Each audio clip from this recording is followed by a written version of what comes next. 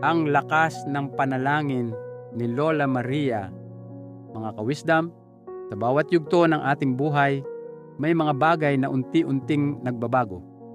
Ang lakas ng ating katawan, ang bilis ng ating paglakad, at maging ang memorya ay minsan nagiging malabo. Ngunit may mga bagay na hindi dapat kumupas. Ang ating pananampalataya at tiwala sa Diyos. Ito ang kwento ni Lola Maria, isang 78 taong babae, naging haligi at ilaw ng kanyang pamilya. Isang simpleng lola na hindi nakapagtapos ng mataas na paaralan, hindi naging mayaman, ngunit nag-iwan ng pinakamahalagang mana, ang lakas ng panalangin, ang umaga ni Lola. Bago pa sumikat ang araw, gigising na si Lola Maria. Ang kanyang lumang orasan na dipulupot pa, tila ba laging sakto sa alas 5 ng umaga. Mabagal niyang aalisin ang kumot na pinagtagpi-tagpi ng kanyang mga kamay noong kabataan niya at hahanapin ang hawak niyang rosaryo. Uupo siya sa lumang silya na minanapan niya sa kanyang ina. Tahimik ang paligid.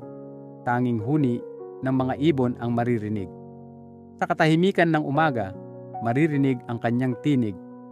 Panginoon, salamat po sa panibagong araw. Ingatan mo ang aking mga anak at apo. Bigyan mo sila ng lakas, kalusugan, at ilayo sa anumang kapahamakan. Ganito araw-araw. Ang kanyang unang salita sa umaga ay hindi tungkol sa sarili, kundi tungkol sa pamilya. Flashback, ang kabataan ni Lola Maria. Bago naging lola, si Maria ay isang batang babae na lumaki sa simpleng baryo. Mahirap ang kanilang buhay, pero may isang bagay na laging itinuro ng kanyang ina, ang kahalagahan ng panalangin. Bata pa lang siya, lagi siyang sinasama ng kanyang ina sa misa tuwing Linggo. At bago matulog, maririnig ang kanyang ina na nagsasabing, "Anak, kahit gaano kahirap ang buhay, huwag mong kakalimutan na may Diyos na laging nakikinig." Natatandaan pa ni Maria ang gabi ng isang malakas na bagyo. Halos tangayin ang kanilang bubong at takot na takot siya noon. Pero ang ginawa ng kanyang ina ay hindi sumigaw o umiyak. Sa halip, kinuha ang rosaryo at nagdasal kasama siya. Mula noon, tumatak na sa kanyang puso. Kapag may bagyo man ng buhay, ang unang dapat gawin ay manalangin. Pagsubok ng buhay. Ngunit hindi naging madali ang kanyang pagtanda. Noong siya'y nasa edad 50, bigla niyang nawala ang kanyang asawa dahil sa sakit. Madaling araw noon, habang hawak-hawak ang malamig na kamay ng kanyang asawa, pabulong siyang nagdasal, "Panginoon, kung ito na ang oras niya, tanggapin mo siya at bigyan mo ako ng lakas para kayanin." At iyon ang pinakamabigat na gabi sa kanyang buhay. Gabi-gabi siyang umiiyak, pagkatapos noon, madalas sa harap ng maliit na altar, "Panginoon, hindi ko po alam kung paano ko kakayanin. Pero naniniwala ako, hindi mo ako iiwan." At totoo nga, hindi siya iniwan ng Diyos. Sa kabila ng lungkot, natutunan niyang magtiwala. Araw-araw, ang panalangin ang naging lakas niya para ipagpatuloy ang buhay at palakihin ang kanyang mga anak. Pamilya at panalangin. Lumipas ang mga taon, lumaki ang kanyang mga anak at nagkaroon na rin siya ng mga apo. At dahil nakikita nila si Lola Maria na laging nagdadasal, unti-unti rin nilang natutunan ang halaga nito. Kapag may problema, isang anak na nawalan ng trabaho o isang apo na bumagsak sa pagsusulit, hindi sermon ang sagot ni Lola Maria, Sa halip, tatawagin niya sila, "Halika, anak, idasal natin." Kasi ang mga bagay na hindi kayang solusyonan ng tao, kayang sagutin ng Diyos. At sabay-sabay silang luluhod at magdadasal. Minsan, ang mga bata ay nagtataka kung bakit laging mahinahon ang kanilang lola kahit may problema. Pero para kay Lola Maria, ang dasal ang kanyang sandata at kalasag, ang himala ng panalangin. Isang araw, muntik nang masagasaan ang apo niyang si Junjun habang pauwi galing eskwela. Sa mismong oras na iyon, nagdarasal si Lola Maria sa bahay. Kinuwento ng apo, "Lola, muntik na po akong mabangga, pero parang may humila sa akin palayo bago ako natamaan." Napaluha si Lola at niyakap ng mahigpit ang apo. Ang kanyang sagot, "Anak, iyon ang kapangyarihan ng panalangin. Hindi mo man makita, pero ang Diyos ay palaging naroon."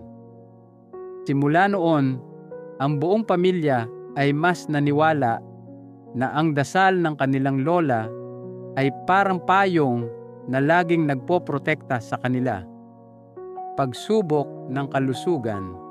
Habang tumatanda, hindi rin nakaligtas si Lola Maria sa mga karamdaman. Madalas sumakit ang kanyang mga tuhod, nahihirapan siyang maglakad, at may mga gabing hindi siya makatulog dahil sa kirot ng katawan. Pero kahit sa mga sandaling iyon, hindi siya nagrereklamo. Ang lagi niyang sinasabi, "Masakit ang katawan ko, pero masaya ang puso ko kasi araw-araw kasama ko ang Diyos sa panalangin." Minsan, dinala siya ng kanyang mga anak sa ospital dahil inatake siya ng alta presyon. Habang nasa emergency room, imbes na matakot, tahimik siyang nakapikit at nagdarasal. Ang mga anak niya, bagamat kabadong-kabado, ay napayapa nang makita ang kanilang ina na payapa pa rin dahil sa panalangin. Mga aral sa mga apo. Kapag tinatanong siya ng kanyang mga apo, "Lola, paano po kayo nagiging masaya kahit mahirap ang buhay?" Lagi niyang sagot, "Mga apo, ang sikreto ay panalangin. Ang dasal ang nagbibigay sa akin ng kapanatagan. Kahit mahina na ang tuhod ko, lumalakas naman ang loob ko. Kahit masakit ang katawan ko, nakakatulog pa rin ako ng payapa dahil alam kong kinabukasan, gigisingin pa rin ako ng Diyos." Pamana ni Lola. Ngayon, kahit halos 80 anyos na si Lola Maria, siya pa rin ang haligi ng kanilang pamilya. Hindi man siya mayaman sa pera, ngunit siya'y mayaman sa pananampalataya. Sa tuwing nakikita siya ng kanyang mga anak at apo na nakaluhod at nakayuko sa panalangin, nararamdaman nila ang kakaibang kapayapaan. At iyan ang iniwan niyang mana. Mga apo, tandaan ninyo, ang panalangin ay parang ilaw. Kapag madilim ang dinaraanan ninyo, ito ang magsisilbing tanglaw. Kapag mabigat ang loob ninyo, ito ang magpapagaan. At kapag akala ninyo'y nag-iisa kayo, ang panalangin ang magpapaalala na kasama ninyo ang Diyos kailanman. Pagninilay. Mga kaibigan, ang kwento ni Lola Maria ay paalala sa ating lahat, lalo na sa mga seniors, na ang panalangin ay hindi kumukupas. Habang tumatanda, mas lalo itong nagiging mahalaga, sapagkat ang totoong lakas ng isang tao hindi lamang nakikita sa kanyang mga kamay o katawan, kundi sa tibay ng kanyang puso at pananalig. Kaya kung kayo man ay nakakaranas ng pangungulila, panghihina o pagsubok, huwag kalimutang manalangin. Dahil ang panalangin ay nagbibigay ng pag-asa, lakas, at kapayapaan na hindi kayang ibigay ng mundo. Ang panalangin ay hindi lamang salita. Ito ay pag-uusap sa Diyos, ito ang ating sandigan, at ito ang ating ilaw sa anumang yugto ng buhay. Kung nagustuhan ninyo ang kwento ni Lola Maria, huwag kalimutang i-like, i-share, at mag-subscribe sa ating channel Wisdom ni Lolo at Lola. Dito, hatid namin ang mga kwento ng karunungan at inspirasyon na patuloy na magbibigay liwanag sa ating pamumuhay. Maraming salamat po sa inyong panonood. Sana ay may napulot kayong aral at inspirasyon. Huwag kalimutang mag-subscribe at samahan kami muli sa susunod na video.